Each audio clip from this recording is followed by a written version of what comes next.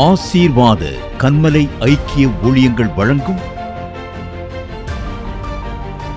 நித்திய கன்மலை வெளிச்சம்.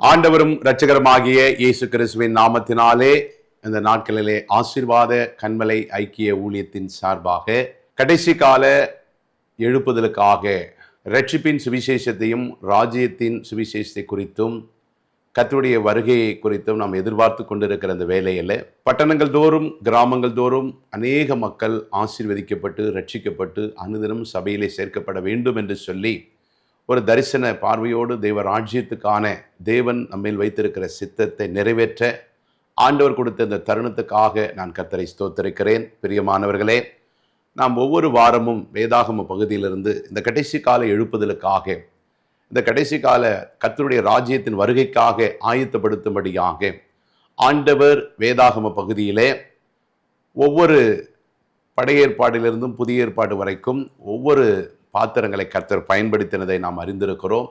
இந்த கடைசி நாட்களிலே கர்த்தர் உங்களையும் என்னையும் பயன்படுத்த ஆண்டவர் இந்த நாட்களிலே ஆபிரகாம் என்ற ஒரு விசுவாசத்தின் தகப்பன், ஒரு முற்பிதாவாகிய ஆபிரகாம் என்ற தேவ மனிதனை ஆண்டவர் இந்த நாட்களிலே அவரை கொண்டு ஆண்டவருக்கும் அவருக்கும் நடந்த உரையாடல்கள், ஆண்டவர் எப்படி ஆபிரகாம் மேலே நல்ல ஒரு நம்பிக்கையும் ஆபிரகாமை அவர் சிநேகித்தார் என்பதையும் இதன் மூலம் நாம் அறிந்து கொள்ள முடியும். பிரியமானவர்களே, இன்றைக்கு நீங்கள் கேட்டுக்கொண்டிருக்கிற யாவரும் இந்த நாட்களிலே ஆண்டவர் எதற்காக உங்களையும் என்னையும் இந்த தேசத்தில், பட்டணத்தில், இல்லை நீங்கள் இருக்கிற கிராமங்களில், ஏதோ ஒரு இடத்துல நீங்கள் குடியிருக்கிற இடத்துல கர்த்தர் ஏன் வைத்திருக்கிறார் என்பதை நாம் அறிந்து இந்த கடைசி காலத்தை செயல்பட வேண்டும். பாருங்க, 10 நீதிமான் இருந்தாலும் பட்டணத்தை அழிக்க மாட்டேன் என்று சொல்லி கர்த்தர் சொல்லுகிறதை பார்க்கிறோம்.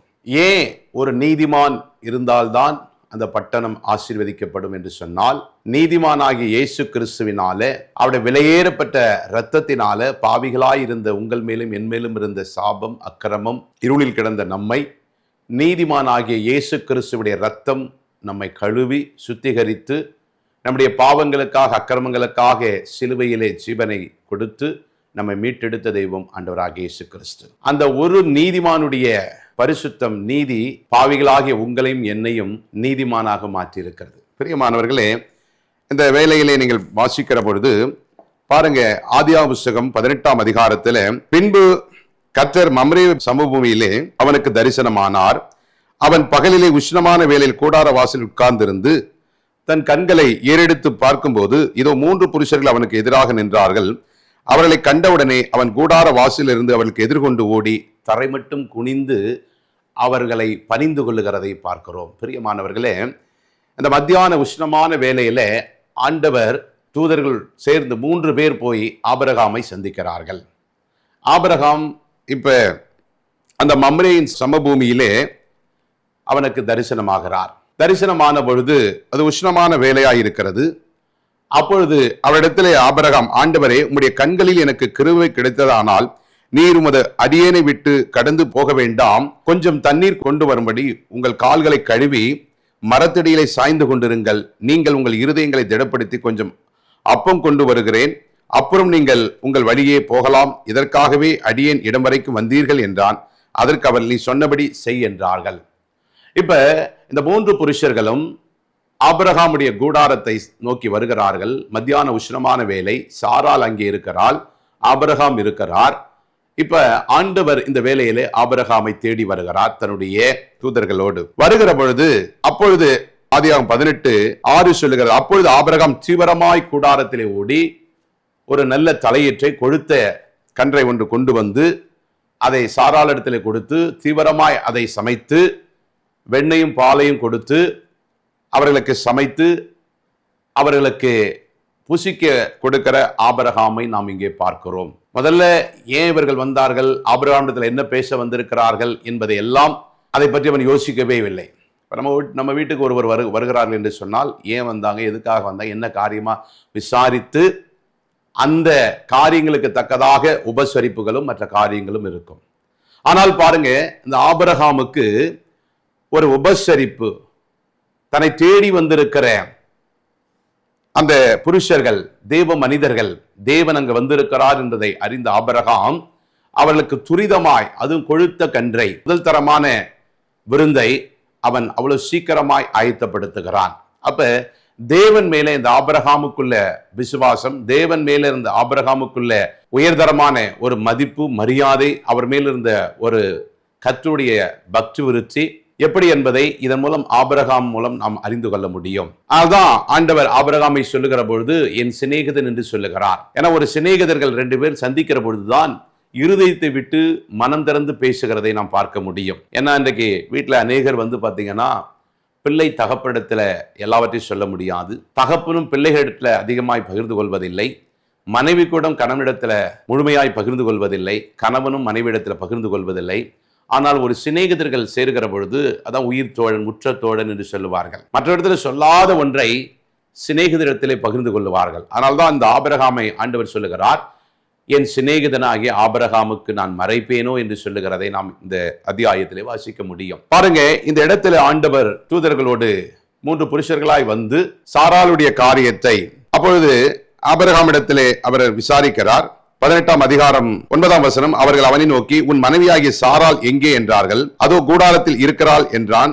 10ஆம் வசனம், அப்பொழுது அவர் உற்பத்தி காலத்திட்டது நிச்சயமாய் உன்னிடத்தில் திரும்ப வருவேன், அப்பொழுது உன் மனைவியாகிய சாராளுக்கு ஒரு குமாரன் இருப்பாள் என்றார். சாராள் அவருக்கு பின்புறமாய் கூடார வாசலை கேட்டுக் கொண்டிருந்தாள்.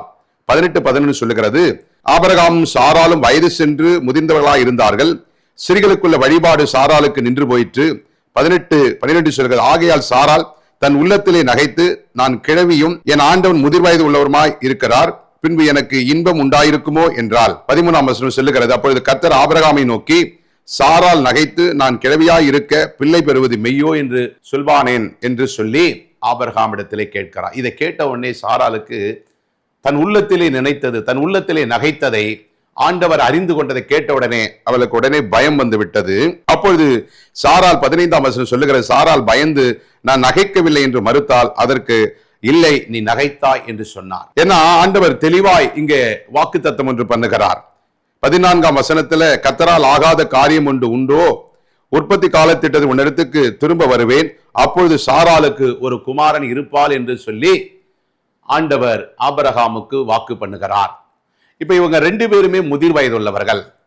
கற்பத்தின் கனி தங்குவதற்கு, அந்த கற்பத்தை சுமக்கிறதுக்கான வயதையெல்லாம் கடந்து இயற்கைக்கு அப்பாற்பட்டு முதிர் வயது உள்ளவர்களாய் இருக்கிறார்கள். உலகத்தின் பிரகாரம் அதற்கான வாய்ப்பே இல்லை.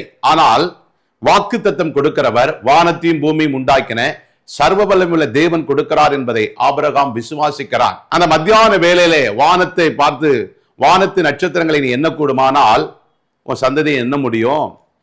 கடற்கரை மணலை பார்த்து அந்த மணலை எண்ணுவா என்று சொன்னால் உன் சந்ததியை எண்ண முடியும் என்று சொல்லுகிற பொழுது ஆபிரகாம், ஆண்டவரே இது மத்தியான வேலையாச்சே, இப்படி நட்சத்திரம் தெரியுமா அப்படிலாம் கேட்கல. சொல்லுகிறவர் வானத்தையும் பூமியும் உண்டாக்கின சர்வ வல்லமையுள்ள தேவனாகிய கர்த்தர், வாக்கு மாறாதவர். அதனால் அவர் சொன்னதை அப்படியே நம்பினாம். பாருங்க, இன்றைக்கு நீங்களும் நானுமா இருந்தா என்ன கேட்டுருப்போம்? மத்தியான வேலையில் போய் எங்கன்னா நட்சத்திரம் தெரியுமா ஆண்டவரே? வசனத்தில் எப்பொழுதுமே ஆண்டவர் அநேக காரியங்களை ஓமையாகவும் மறைபொருளாகவும் காண்பிப்பது, நமக்கு சொல்லிக் கொடுப்பது வழக்கம். சீசர்களுக்கு அப்படித்தான் ஆண்டவராகிய இயேசு கிறிஸ்து அநேக காரியங்களை ஓமைகளாய் சொல்லுகிறார். நீங்கள் வேதத்தை வெளிப்பிரகாரமாய் பார்த்தால் ஒரு புத்தகத்தை போல் இருக்கும். அதனுடைய அடி ஆழங்கள், அதனுடைய காலங்கள், அதனுடைய வாக்கு தத்தங்கள், அது கொடுக்கிறவர் இன்னார் என்பதை நீங்கள் அறிகிற பொழுதுதான் அதனுடைய உள்ளார்ந்த ரகசியமும் ஆழமும் நீளமும் பின்வருகிற காரியங்களையும் வாக்குத்தத்தனுடைய சுதந்திரத்தையும் நாம் அறிந்து கொள்ள முடியும். பிரியமானவர்களே, இந்த நாட்கள்ல கூட ஒருவேளை இதை பார்த்து கொண்டிருக்கிற அருமையான சகோதரனே, சகோதரியே, ஊழியக்கார தேவனுடைய பிள்ளைகளே, ஊழியக்காரியே, ஒருவேளை உங்களுக்கு திருமணமாயி சாராளை போல வயது முதிர்ந்தவர்களாய், ஆபிரகாமை போல வயது சென்றவர்களாய் இருக்கலாம். நான் எவ்வளவு ஊழியம் செய்கிறேன், எனக்கு ஒரு சுதந்திர பாக்கியம் இல்லை, கற்பத்தின் கனி இல்லை அப்படின்னு நினைக்கிறீங்களா? ஆண்டவர் ஆபிரகாமுக்கு அன்றை கொடுத்த வாக்குத்தத்தத்தை போல இன்றைக்கு உங்களையும் பார்த்து அவர் சொன்ன வார்த்தையின்படி, கர்த்தரால் ஆகாத காரியம் ஒன்று உண்டோ, உற்பத்தி காலத்திட்டத்திலே உன்னிடத்திலே திரும்ப வருவேன், அப்பொழுது சாராளுக்கு ஒரு குமாரன் இருப்பான் என்றார். அதே மாதிரி இன்றைக்கு கேட்டுக்கொண்டிருக்கிற உங்களுக்குள்ளும் உங்களுடைய கற்பத்தின் கனியை கர்த்தரால் ஆசீர்வதிக்க முடியும். ஏன்னா மருத்துவர்கள் என்ன வேணாலும் சொல்லி இருக்கலாம், உங்களுடைய வயது முதிர்ந்த காரியங்கள் எப்படி வேணாலும் இருக்கலாம், உங்களுடைய சரீரம் அதற்கு செத்து போயிருக்கலாம், இல்ல அதற்கான சூழ்நிலை இல்லாமல் இருக்கலாம். உலகத்துக்கு தான் சூழ்நிலை, காலங்கள், சரீரம் எல்லாம் சரியா இருந்தாதான் அங்கு ஏதாவது ஒரு காரியம் நடக்கும் என்பதை விஞ்ஞானமும் உலகமும் நம்பும். ஆனால் ஆண்டவர் இயற்கைக்கு அப்பாற்பட்டவர், இல்லாதவர்களை இருக்கிற போல் உண்டாக்குகிறவர், உருவாக்குகிற ஆண்டவர். அப்பேற்பட்ட ஆண்டவர் அவருடைய வார்த்தையினாலே இந்த உலகத்தை சிருஷ்டித்தவர், படைத்தவர். அவர் வாயின் வார்த்தையினாலே சகலத்தையும் அவர் உண்டாக்கினவர். அவர் வாயின் வார்த்தையிலே வல்லமையும் ஜீவன் உள்ள என்பதை நீங்களும் நானும் அறிந்து கொள்ள வேண்டும். அதனால்தான் இந்த வேலையிலே உங்களை பார்த்து சொல்லுகிறார். ஒருவேளை உங்களுடைய ஊழியத்துல, இல்ல ஒருவேளை உங்களுடைய வேலை ஸ்தலத்துல, இல்ல ஒருவேளை உங்களுடைய குடும்பத்துல இப்படிப்பட்ட ஆபிரகாம் சாராலை போல சந்ததி இல்லாமல் இருக்கிறதோ, ஏதோ ஒரு காரியத்துல உங்களுக்கு ஒரு ஆசீர்வாதம் இல்லாத காரியங்கள் இருக்கலாம். ஆனால் ஆண்டவரால கூடாத காரியம் ஒன்றுமில்லை என்பதை நீங்கள் அறிந்து கொண்டு ஆண்டவரை நீங்கள் அப்படியே விசுவாசிக்கிற பொழுது கர்த்தர் உங்களுக்கு காரியத்தை ஜெயமாய் மாற்ற பண்ணுவார். இப்படி சொல்லிக் கொண்டு வருகிற வேளையில இப்பொழுது பாருங்க, ஆண்டவரும் அந்த புருஷர்களும் அங்கிருந்து கடந்து போகிறதுக்கு முன்பாக 16ஆம் வசனம், அந்த புருஷர்கள் எழுந்து அவ்விடம் விட்டு சோதோமை நோக்கி போனார்கள். ஆபிரகாம் அவர்களோடு கூட போய் வழி அனுப்ப போகிறார். இப்ப ஆபிரகாமை சந்திக்கிற பொழுது இவர்கள் கூடாரத்திலே இருக்கிறார்கள். கூடாரத்திலே சாராளையும் ஆபிரகாமையும் இந்த 3 புருஷர்களும் சந்திக்கிறார்கள். அவர்களுக்குள்ள நடந்த உரையாடுகளையும், அவர்களுக்கு கர்த்தர் ஒரு வாக்குத்தத்தத்தை கொடுக்கிறதையும், அவர்கள் அதை விசுவாசித்து பெற்றுக்கொள்ளுகிறதையும் நாம் அறிந்திருக்கிறோம். இது முதலாவது காரியம். இப்பொழுது ஆபிரகாமுடைய சகோதரனுடைய மகனாகிய லோத்து இருக்கிற சோதோம் குமோரா பட்டணத்துக்கு இவர்கள் போகிறார்கள். பாருங்க, ஆதியாகமம் 18:18, அப்பொழுது கர்த்தர் ஆபிரகாம் பெரிய பலத்த ஜாதியாவதினாலும் அவனுக்குள் பூமியில் உள்ள சகல ஜாதிகளும் ஆசீர்வதிக்கப்படுவதனாலும் 18:18 சொல்லுகிறது, நான் செய்ய போகிறதை ஆபிரகாமுக்கு மறைப்பேனோ என்று சொல்லி. ஆபிரகாம் ஒரு பெரிய ஜாதி ஆவார் என்பதையும், அதே மாதிரி அப்படி சகல ஜாதிகளும் ஆபிரகாமுக்குள் ஆசீர்வதிக்கப்பட போகிறதை கர்த்தர் அவனுக்கு அறிவித்திருக்கிறதுனாலும், பாருங்க, அப்பேற்பட்ட ஜாதிகளுக்கு தகப்பனாக போற ஆபிரகாமுக்கு நான் மறைப்பேனோ? ஏன்னா ஆபிரகாமுக்கு சொல்லணும்னு அவசியம் கிடையாது. ஏன்னா ஒரு சாதாரண ஒரு மனிதன். ஆனா வானத்தையும் பூமியும் உண்டாக்கின சர்வ வல்லமையுள்ள தேவன் தன்னுடைய சிநேகிதனாகிய ஆபிரகாமுக்கு அதை மறைக்காமல், ஏன்னா அந்த சோதோம் குமோரா பட்டணத்துல யார் இருக்கிறான்? ஆபிரகாமிலிருந்து பிரிந்து போன லோத்து அங்கே இருக்கிறார். அவன் ஒரு நீதிமான். ஏன்னா ஆபிரகாமோடு அவர் இருந்து ஆபிரகாம் வழியை பின்பற்றி அந்த யெகோவா தேவனை, அந்த இரட்சகரை அவன் தொழுது கொண்டு வந்தான். அந்த கர்த்தாதி கர்த்தரை தொழுது கொண்டு வந்தான். ஆதலால் ஆபிரகாம் இருந்த பயபக்தி லோத்து கிட்டும் இருந்தது. அதனால தான் லோத்துவையும் நீதிமான் என்று வேதம் பதிவு செய்யப்பட்டிருக்கிறது. பாருங்க, இப்ப ஆண்டவர் சோதோம் குமோரா பட்டணத்தை அழிக்க, ஏனென்று சொன்னால் அந்த சோதோம் குமோரா பட்டணத்திலிருந்து பெரிய கூக்குரல் எழும்புகிறது. 18ஆம் அதிகாரம் 20ஆம் வசனம், கர்த்தர் சோதோம் குமோராவுக்கு கூக்குரல் பெரிதாய் இருப்பதினாலும் அவைகளின் பாவம் மிகவும் கொடிதாய் இருப்பதினாலும் நான் இறங்கி போய் இடத்தில் வந்து எட்டின அதன் கூக்குரல் படியே அவள் செய்திருக்கிறாளோ இல்லையோ என்று பார்த்து அறிவேன் என்றார். அப்பொழுது அந்த புருஷர் அவ்விடம் விட்டு சோதோமை நோக்கி போனார்கள். ஆபிரகாமோ பின்னும் கர்த்தருக்கு முன்பாக நின்று கொண்டிருந்தான். 23 சொல்கிறது, அப்பொழுது ஆபிரகாம் சமீபமாய் சேர்ந்து துன்மார்க்கரோடு நீதிமானையும் அழிப்பீரோ. இப்ப பாருங்க, ஆபிரகாம் என்ற நீதிமானிடத்துல, ஆபிரகாம் என்ற விசுவாசத்தின் தகப்பனாய் எண்ணப்படுகிற விசுவாசின் தகப்பனாகி ஆபிரகாமை கிட்ட வருகிற பொழுது கர்த்தர் வருகிறார். அவரோடு 2 புருஷர்கள் வருகிறார்கள்.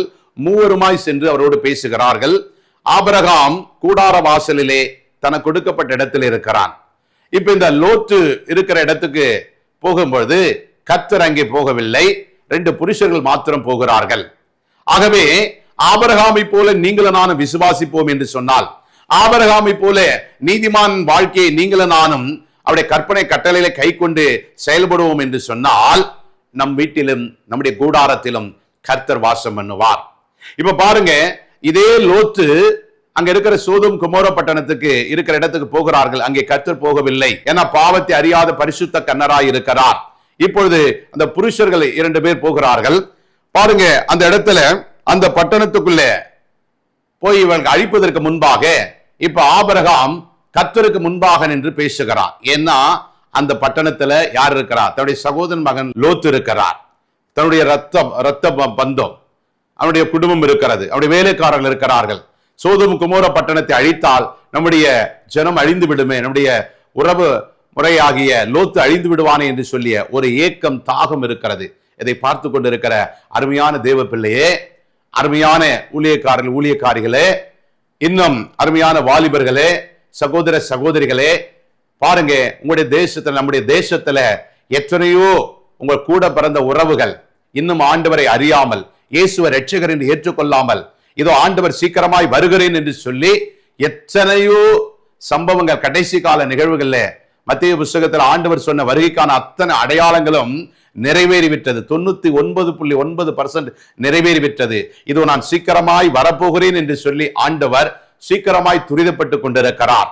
ஏன்னா நோவாவின் காலத்துல எப்படி ஜனங்கள் சீர்கெட்டு போயிருந்தார்களோ, பெண் கொண்டும் பெண் எடுத்தும் எப்படி அவர்கள் துணிகரமாய் தன்னுடைய பாவ இச்சையிலே கடந்தார்களோ, அதே மாதிரி இந்த ஆபிரகாம் காலத்திலும் பாருங்க, லோத்து இருக்கிற பட்டணத்துல அதுவும் பாருங்க, ஆணும் பெண் பெண்ணும் அவலட்சணமான காரியங்கள், அப்படிப்பட்ட ஒரு விபச்சார வேசித்தனமான அருவருப்பான ஆண்டவருக்கு பிரியமில்லாத காரியங்கள், இன்னும் இப்படிப்பட்ட இந்த பாவம் மகா கொடிதாயிருந்து அக்கிரம அநியாயங்கள் பரலோகம் வரைக்கும் எட்டுகிறது. மனுபுத்திரரை கண்ணோக்கும்படியாக தேவன் இறங்கி வந்து தன் சிநேகிதனாகிய ஆபிரகாமோடு பேசுகிறார். இப்ப ஆபிரகாமுக்கு ஒரு பாரம், ஐயோ நம்முடைய லோத்து அங்க இருக்கிறாரே என்று சொல்லி. இதை பார்த்து கொண்டிருக்கிற அருமையான சகோதரனே, சகோதரியே, ஊழியக்கார பிள்ளையே, தேவனுடைய ஊழியக்காரர்களே, ஊழியக்காரிகளே, இந்த நாட்களில் நீங்க இருக்கிற பட்டணத்துல உங்க கூட பிறந்த சகோதர சகோதரிகள், உங்களோடு வேலை செய்தவர்கள், உங்க அக்கம் பக்கத்தில் இருக்கிறவர்கள், இதோ உங்க ஊழியத்தில் இருக்கிறவர்கள், இதோ உங்க வீதிகளில் இருக்கிற, உங்கள் பட்டணத்தில் இருக்கிறவர்கள், கிராமத்தில் இருக்கிறவர்கள், உங்களை சுற்றி இருக்கிற இந்த சமுதாயத்தில் இருக்கிற மக்கள் ஏராளமான பேர் உங்களை ரத்த உறவு இருக்கிறார்கள். இன்னும் எத்தனையோ பேர் ரட்சிக்கப்படல. உங்க குடும்பத்துல நீங்க மாத்திரம் தான் ரட்சிக்கப்பட்டிருக்கிறீங்க, ஆண்டவரை அறிந்திருக்கிறீங்க. ஏன் உங்க சொந்த குடும்பத்திலே கணவன் மாத்திரம் தான் ரட்சிக்கப்பட்டிருக்கிறார், மனைவி ரட்சிக்கப்படல, மனைவி மாத்திரம் ரட்சிக்கப்பட்டிருக்காங்க, பிள்ளைகள் ரட்சிக்கப்படவில்லை. அப்ப இப்படிப்பட்ட ஒரு சூழ்நிலை சோதோம் குமோராவை அழிக்க தேவன் சொன்ன உடனே இந்த ஆபிரகாமுக்கு தூக்கம் வரல. இப்ப ஆண்டவருக்கு முன்பாக நின்று கேட்கிறான், ஆண்டவரே, துன்மார்க்கரோடு நீதிமானை நீ அழிப்பீரோ? ஆண்டவர் தெரியுது ஏன் ஆபிரகாம் இந்த கேள்வியை கேட்கிறார் என்று சொல்லி. ஏன்னா அங்க இருக்கிறது யாரு? லோத்து. அப்ப லோத்துக்குன்னு பேர் சொல்லி கேட்கல, துன்மார்க்கரோடு நீதிமானை அழிப்பீரோ? ஏன்னா வேதம் சொல்லுகிறது லோத்தை ஒரு நீதிமான் என்று சொல்லப்படுகிறது. அங்க இருக்கிற ஒரே ஒரு நீதிமான் குடும்பம் தான் இருக்கிறது. ஆனால் இங்கே ஆபிரகாம் அதற்கு ஆதியாகமம் 18ஆம் அதிகாரம் 25ஆம் வசனத்தை, துன்மார்க்கரோடு நீதிமானை சங்கரிப்பது உமக்கு தூரமாய் இருப்பதாக, நீதிமானையும் துன்மார்க்கனையும் சமமாய் நடப்பித்து உமக்கு தூரமாய் இருப்பதாக, சர்வலோக நியாயாதிபதி நீதி செய்யாதிருப்பாரோ என்றான். 26ஆம் வசனம், அதற்கு கர்த்தர், நான் சோதோமில் 50 நீதிமான்களை கண்டால் அவர்கள் நிமித்தம் அந்த ஸ்தலம் முழுவதையும் ரட்சிப்பேன் என்றார். 27, அப்பொழுது ஆபிரகாம் பிரதியுத்தரமாக, இதோ தூளும் சாம்பலுமாயிருக்கிற அடியேன் ஆண்டவரோடு பேச துணிந்தேன். ஒருவேளை 50 நீதிமான்களுக்கு 5 நீதிமான்கள் இருந்தா நீர் அழிப்பீரோ என்று சொல்லுகிறார். ஏன்னா அவனுக்கு இப்போ ஒரு சந்தேகம் வந்துருச்சு. துன்மார்க்கரோடு நீதிமான அழிக்க மாட்டேன்னு வாக்கு பண்ணிட்டாரு. ஒருவேளை அங்க ஒரு 50 நீதிமானாவது இருந்தா, இப்ப நீங்க நம்ம பட்டணத்தை எடுத்துங்க, கிராமத்தை எடுத்துங்க, ஏன் ஒரு 10 பேராவது ரட்சிக்கப்பட்டிருக்கணும்? ஒரு ஊர்ல ஏன் ஒரு சபையில ஒரு 10 பேராவது இருக்கணும்? ஏன் ஒரு வட்டாரத்துல ஒரு தெருக்கல்ல ஒரு 10 பேராவது ரட்சிக்கப்பட்டவங்க இருக்கணும்? அப்படின்னா அந்த 10 நீதிமான்கள் இருந்தாலும் அந்த பட்டணத்துக்கு 10 விளக்கின் வெளிச்சம் போல இருப்பார்கள். அப்ப இருளில் இருக்கிற ஜனங்கள் தன் பாவத்திலிருந்து விடுதலையாக்கப்பட்டு அந்த வெளிச்சத்தை நோக்கி வந்து தன் வாழ்க்கையை வெளிச்சமாக மாற்றுகிற தேவனை அவர்கள் என்ன பண்ணுவாங்க? தரித்து கொண்டு ரட்சிக்கப்பட்டு ஞானசானம் பெற்று அவர் கர்த்தருடைய பிள்ளைகளாய் மாறுவார்கள். அதனால்தான் 10 நீதிமான் இருந்தாலும் பட்டணத்தை அழிக்க மாட்டேன் என்று கர்த்தர் சொல்லுகிற கடைசி வார்த்தையிலே நாம் பார்க்க முடியும். இப்ப இங்க 50 நீதிமான்களை குறித்து சொல்றாரு, 50 நீதிமான் இருந்தா அழிக்க மாட்டேன். அப்ப ஆபிரகாமுக்கு ஒரு சந்தேகம், 50 நீதிமான் இல்லைன்னா அப்ப அழிச்சிருவீங்களா ஆண்டவரே?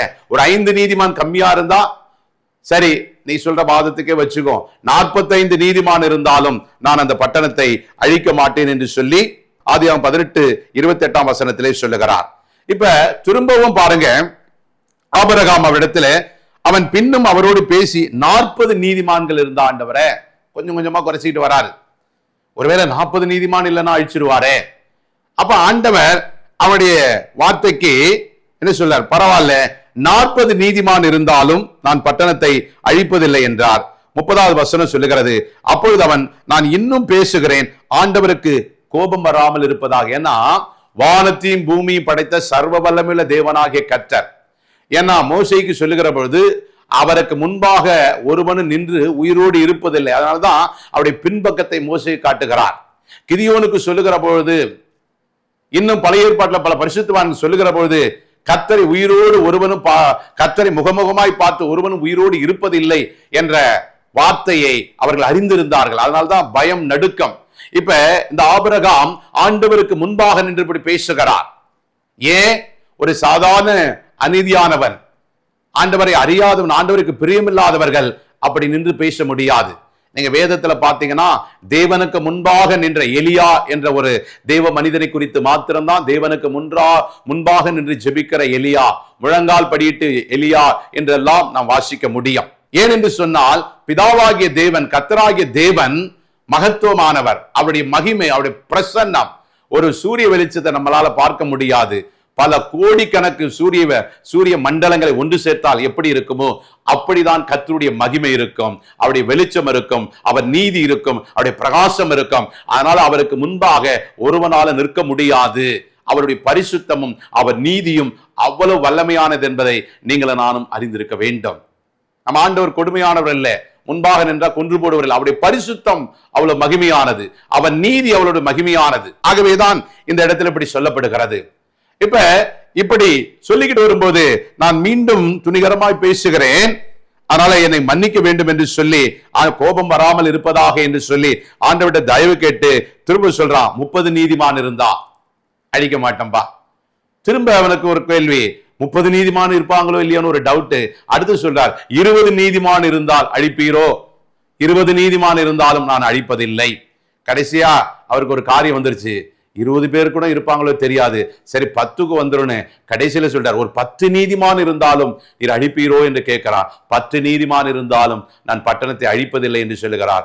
அதோட உரையாடல் அவர்களுக்குள்ளாக நின்று விடுகிறது. ஏன் என்று சொன்னால் பிரியமானவர்களே, 10 நீதிமான் இருந்தாலும் தேவன் ஒரு பட்டணத்தை அழிக்க மாட்டார் என்று சொன்னால், அந்த 10 நீதிமான்கள் அந்த பட்டணத்துக்கு ஒரு அரணாக, ஒரு காவலாக, ஒரு வெளிச்சமாக, ஒரு விளக்காக, ஒரு ஜீவனுள்ள வார்த்தையாக அவர்களை கொண்டு அவர் ஜெபிக்கிற ஜெபங்கள், அவளுக்கு சொல்லுகிற வார்த்தைகள் அவர்களை ரட்சிப்புகளை நடத்தும். ஆனால் ஒரு அநீதிமானாய் இருந்து ஒரு பாவி நிமித்தம் ஏதேன் தோட்டத்துல முதல் ஆதாம் என்று சொன்ன ஒரு பாவி நிமித்தம் மனுக்குலத்துக்கு மரணம் என்று ஒன்றை கொண்டு வந்து மனிதர்களை மரணத்துக்கு தள்ளி, முதல் ஆதாம் செய்த பாவத்தை நிமித்தம் மனிதனுக்கு மரணம் என்ற ஒன்றை கர்த்தர் கொடுக்கிறதை பார்க்கிறோம்.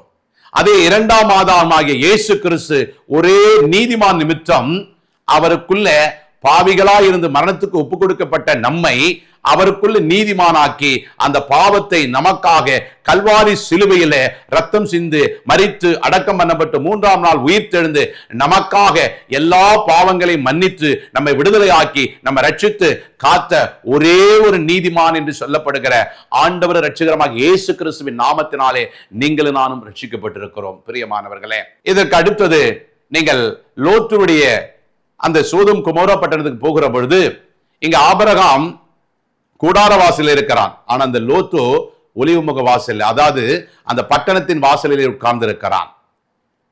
இவன் நீதிமான், அவனும் நீதிமான் தான். இவன் நீதிமான்களுக்கெல்லாம் தகப்பன்.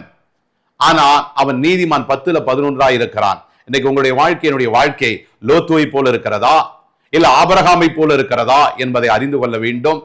இன்றைக்கு நீங்கள் இருக்கிற பகுதியில், உங்க சபையில, உங்க வீடுகளில, உங்க தெருக்களில, உங்க வட்டாரங்களில, நீங்கள் செய்கிற வேலை ஸ்தலத்துல, இல்ல நீங்க செய்கிற தொழில் ஸ்தலத்துல ஒரு 10 ஜெபிக்கிற பங்காளர்களாய், ஒரு 10 ரட்சிக்கப்பட்ட குடும்பமா, இல்ல 10 தனிப்பட்ட நபர்களாய் இருக்கிறார்களா? அப்படி இருந்தால் கர்த்தர் அந்த பட்டணத்தை அழிக்க மாட்டார். ஆனால் தான் வசனம் சொல்லுகிறது, 10 நீதிமான்கள் இருந்தாலும் பட்டணத்தை அழிக்க மாட்டேன். இந்த கடைசி காலத்துல நீதிமானாகிய இயேசு கிறிஸ்து உங்களையும் என்னையும் நீதியாய் ரட்சித்திருக்கிறார். ஆகவே நீங்களும் நானும் அந்த நீதிபதியின் சாயலை, நியாயாதிபதியின் சாயலை தரித்துக் கொண்டு பாவத்துக்கு மரித்து அந்த நீதிக்கு பிழைக்கிற போது கர்த்தர் நீதி நியாயங்களை கொண்டு அவருடைய வருகையிலே நம்மை ஆயத்தப்படுத்தி அவருடைய ராஜ்யத்திலே சேர்ப்பார். ஆகவே இந்த நாட்களிலே இந்த உலகத்தின் மேலே இந்த அழிந்து கொண்டிருக்கிற பாவ அக்கிரம காரியங்களிலிருந்து விடுதலையாக்கப்பட்டு இந்த தேசத்துல எத்தனையோ மக்கள், வாலிபர்கள், வாலிப பெண் பிள்ளைகள், ஸ்திரிமார்கள், குடும்ப நபர்கள், ஆண்கள், பெண்கள், முதியவர்கள், எத்தனையோ பேர் பார்த்தீங்கன்னா இன்னைக்கு பாவத்தில் அழிந்து கொண்டிருக்கிறார்கள். இவர்களை கர்த்தர் பக்கமாய் திருப்ப, பாவத்துக்கு மரித்து தன்னை விற்று போட்டு தன்னுடைய சரீரத்துக்காக, அழிந்து போகிற இந்த உலக ஆஸ்திக்காக, இந்த உலகத்தின் பேர் புகழுக்காக, இந்த உலகத்தினுடைய காரியங்களுக்காக தன்னை விற்று போட்டு பாவத்தில் மரித்து கொண்டிருக்கிற அவர்களுக்காக ஒரு நீதிமானாக நீங்களும் நானும் திறப்பில் நிற்க வேண்டும். ஏன்னா தேசத்துக்காய் திறப்பில் நின்று சுவரை அடைக்கத்தக்கதாக ஒரு நெகேமியாவை போல கர்த்தர் உங்களையும் என்னையும் தேடிக்கொண்டிருக்கிறார். அதனால்தான் ஆபிரகாம் கிட்ட ஒரு பட்டணத்தை அழிக்க போவதற்கு முன்பாக தன் இருதயத்தை திறந்து பேசுகிறார். பிரியமானவர்களே, அருமையான தேவனுடைய பிள்ளைகளே, தேவனுடைய ஊழியக்காரர்களே, ஊழியக்காரிகளே, தேவ தரிசனம் பெற்ற தலைவர்களே, இந்த நாட்கள்ல கர்த்தர் உங்களை எங்க வைத்திருக்கிறாரோ, அது சின்ன கிராமமா இருக்கலாம், பெரிய பட்டணமா இருக்கலாம், ஒரு பெரிய இண்டஸ்ட்ரியா இருக்கலாம், ஒரு பெரிய உத்தியோகமா இருக்கலாம், ஒரு சிறு கூட்டமா இருக்கலாம், ஒரு தெருவா இருக்கலாம், ஒரு கேர்சலா இருக்கலாம், ஒரு ஜெப கூடுகையா இருக்கலாம். ஏதோ ஒரு விதத்துல அவன் நாமத்தை நீங்கள் பிரஸ்தாபப்படுத்துகிற, அவன் நாமத்தை பறைசாற்றுகிற, அவன் நாமத்தினை சொல்லி அநேகளுக்கு ஆசீர்வதிக்கப்படுகிற காரியங்களை கர்த்தர் உங்களுக்கு ஒரு ஊழியத்தை, தரிசனத்தை கொடுத்திருந்தார் என்று சொன்னால், உங்களுக்குள்ள ஒரு 10 நீதிமான் இருந்தாலும், அந்த ஒரு சிறு கூட்டம் இருந்தால், ஒரு கையளவு மேகம் எழும்பி ஒரு மகா பெரும் மழை இறைச்சலை கொண்டு வந்து என்ன பண்ணுவாராம், தேசத்தில் ஒரு பெரிய எழுப்புதலை கொண்டு அநேகளை ராஜ்யத்துக்கு திருப்புவார். இன்றைக்கு அந்த 10 நீதிமான்கள்ல நீங்கள் ஒருத்தராய், அந்த நீதிமானுடைய நீதி அரசராகி ஆண்டவராகி இயேசு கிறிஸ்துடைய பிள்ளையாய், மனவாளனாய், உற்ற தோழனாய், இருதயத்துக்கு ஏற்றவராய், மனவாட்டியாய் இருக்க கர்த்ததாமே உங்களை ஆசீர்வதிப்பாராக. நம் கண்களை மூடி ஜெபிப்போம். நல்ல தகப்பனே, 10 நீதிமான்கள் இருந்தாலும் பட்டணத்தை அழிக்க மாட்டேன் என்று சொன்னீரேன்.